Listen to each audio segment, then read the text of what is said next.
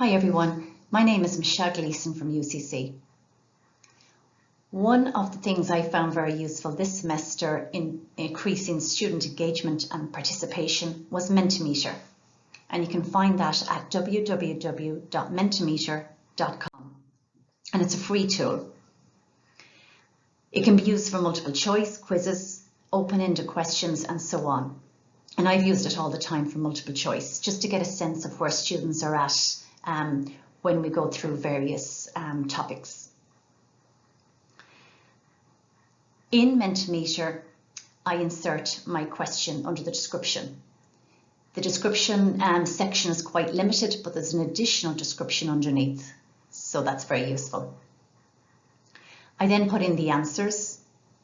I typically put in 4, but there's an option to increase the number of answers. Then you choose whether it's a bar chart, graph, and so on, so on. And then you get your layout. To bring this then into your slide, for the very first time, you click Insert and Get Add-ins to set up Mentimeter. And from then on in, you just, in your new slide, in your presentation or your lecture, you just click Insert and Add In.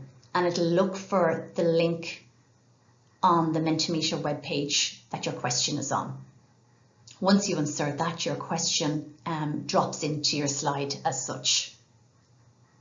You can see as well that it's provided the information for the students to access it.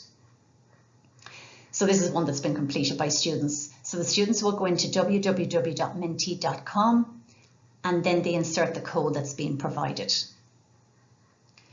Once they start then putting in their answers, this is the effect that you get. So you get a good feel for where students are at. And I can see in this class that while the vast majority of them have the correct answer, there's quite a number of them with incorrect answers. So I know that the areas that they're falling down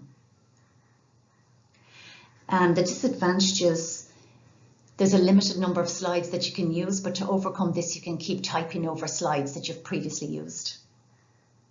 Also, there's limited space in the description. For example, in this question here, I couldn't fit in the full question under the description, so part of it was under the additional description, which is fine, you can just work around that.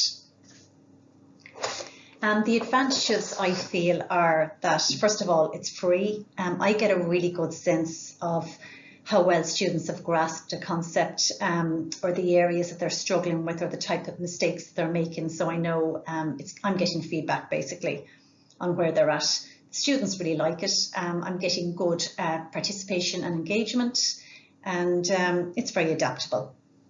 It's definitely worth a try and something I'm going to use in the future, even when we're back in college. Okay, thanks. Bye-bye.